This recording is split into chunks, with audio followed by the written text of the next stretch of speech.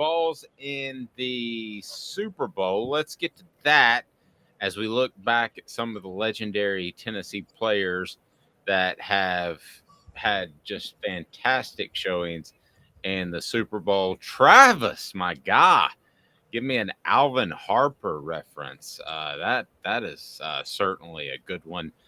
Okay, so let's run down some of these quickly. And I'll remind you that portions of the program were brought to you by Campbell, Cunningham, Taylor, and Hahn. Campbell, Cunningham, Taylor, and Hahn have the eye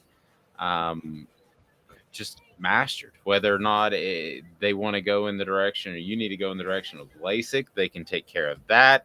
And LASIK is got me seeing like an eagle from distance, and I absolutely love it. They also do cataract surgery, and they're local, and they are all about taking care of your eyes, and they're local, so you don't see a lot of that. They're absolutely phenomenal. Campbell, Cunningham, Taylor, and Hahn. Check them out. Campbell, Cunningham, Taylor, and Hahn for local vision correction that is done by local doctors, and you'll love it. So it's pretty much between Reggie and White and Peyton Manning as far as greatest impact in the Super Bowl, right? Well, Reggie White should have been named Super Bowl MVP in '97. Yes, like 3 sacks, no question, he should have won MVP. And even if he did, even if he didn't have the sacks and they were pressures, he changed the way that whole game was played up front. So it was one of those games, you could watch, and sometimes the guy doesn't get the sacks. He changed the way the game was played. But you're right. You're right. There's a reason Drew Bledsoe wasn't able to lead that comeback in the second half. Reggie White's the reason Drew Bledsoe lost his starting job to Tom Brady 5 years later. But yeah, no, he should have been MVP. Willie Gault had 129 yards receiving in the '86 Super Bowl. He deserves a big shout out for his play in that one. That was a big one. Peyton Manning, a lot of people criticize that 2007 Super Bowl performance because the stat line wasn't what it usually is. But if you really think about the game, the fact that it was pouring down rain in Miami and the Bears defense, Manning's focus on that game was to pick apart the Bears defense methodically and keep the Colts offense on the field. I think if you watch that game, he did that masterfully, and that's why he won Super Bowl MVP. Wasn't his typical stat line game, but Manning's focus in that game was to primarily just make sure the Bears stayed off the field and keep the Bears defense on the field. I think both of Manning's Super Bowls were classic Manning. There was the Denver one as well, where he didn't have the arm strength that he had earlier in his career, or for that matter, earlier in that season, probably earlier that month. I mean, it was going downhill throughout the entire season. I thought both of them were classic Manning, managed the game, and I think he got about as much out of what he could do and his ability in each of those games, one because of the rain, but one because of his arm strength. I thought they were classic Manning. I give him a lot of credit for those. There's a lot of other quarterbacks that would have fallen short on those 2 days. Oh, I'm with you on that. It's just the Denver game, it was obvious Von Miller was Super Bowl MVP. Like, it was obvious.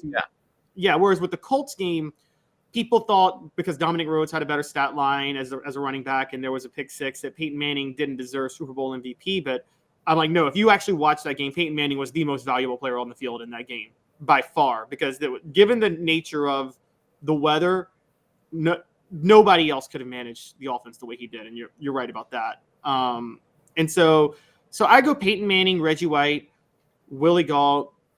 And just a heads up, this is based on Trey Smith, guys, winning a Super Bowl last night. And we should give a huge shout out to Trey Smith. This is one of the greatest stories in Tennessee football history. Blood clots in the lungs. And I said at the time publicly he shouldn't play anymore. I mean, if that's my kid, if that's my son, I don't want him to play anymore. And maybe the doctors told him it's 100% fine. When I hear blood clots in the lungs, that scares me to death. So for him to be able to come back and play, and you have to take all this sort of medicine that can affect your athletic output. Do you remember Charles Hathaway back in the day? Yes. He had blood clots in his calves, and he was never the same from an energy standpoint. And part of it, I was told, was the medication he was taking at the time. So there is every reason for Trey Smith's career to not have happened, for Trey Smith to not be in that Super Bowl. So kudos to him. And let's just to break down his performance real quick. Kansas City didn't allow a sack last night. against the best defensive front in the NFL. We all agree, right? Yes. And they also average 6 yards a carry on the ground, which is more about your guards than your tackles. Trey Smith probably had the best performance for a Tennessee football offensive lineman maybe ever in the Super Bowl last night. That's saying a lot. Now, I will say this, the greatest single play that changed the trajectory of a couple of different NFL franchises was made by Alvin Harper.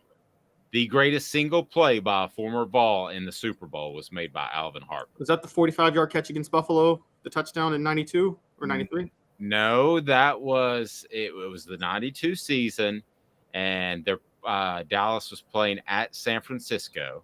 San Francisco was favored. Jimmy Johnson, for some reason, said in the paper the day before that they would win. He predicted a win. A lot of this gets lost because we didn't have social media at the time. But the Cowboys at the time had about a 3 or 4 point lead. You can check me on this.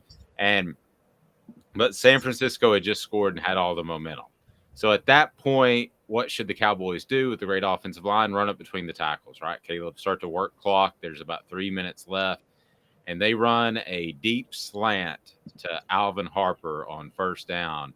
And I'm sure you can see it now in your mind's eye, but he gets it all the way down to about the 4-yard line. So it's about a 70-yard gain. They hand it to Emmitt Smith over and over, and the game's over. If Alvin Harper doesn't make that play, if they don't make that call, if Troy Aikman doesn't make the perfect throw, then maybe San Francisco comes back and wins that game at home, and the Cowboys are never the Cowboys, and San Francisco has 2 titles in the 90s instead of just ending with 1. So that to me, and that was the NFC Championship game. I'm losing my mind. Greatest single playoff that led to a Super Bowl, I guess, is what I'm jumping. Yeah, because like as we all agree, like Manning's best performance ever in his career was that AFC Championship in 07 against the Patriots, not the Super Bowl, because that AFC title game was the Super Bowl with him and Tom Brady when the Colts fell down 21-3, and he brought him back. Yeah, so I guess I just changed it. That felt like a Super Bowl back then because you all you knew you were blowing up Buffalo. Yeah, nobody thought that it was the Bills. You're right. So another one. Don't forget this: Derek Barnett's rookie season. He recovered the game-clinching fumble that was forced on Tom Brady. Remember, Tom Brady threw for a record like 500 and something yards. You just knew Tom Brady was going to lead a drive late in the 2017 Super Bowl.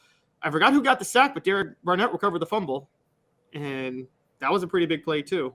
So because of my misspeak, we're changing this to plays that led to a championship. That gets me Alvin Harper in there and saves my hide a little bit. No, Derek Barnett was a good one.